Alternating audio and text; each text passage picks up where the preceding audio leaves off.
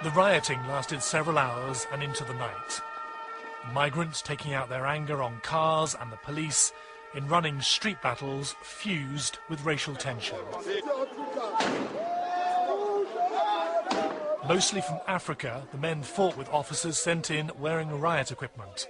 Some of the police battled with the migrants, dragging away those who resisted. It left a number of the immigrants dazed on the ground. At least a dozen people were injured. The trouble started when a group of white youths in a car fired an air rifle at some migrants who'd been picking fruit in a local field.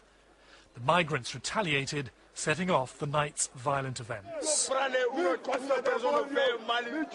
The migrants were in Italy illegally, and some Italians resent their presence.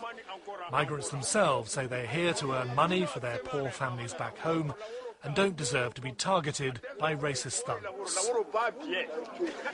These pictures at the migrants' ramshackle home showing an appalling level of privation shocked many Italians and were discussed in government circles. But Italy has enacted a tough anti-immigration policy in recent months, and the conditions of these men don't generally concern an Italian public largely supportive of the government's robust policies.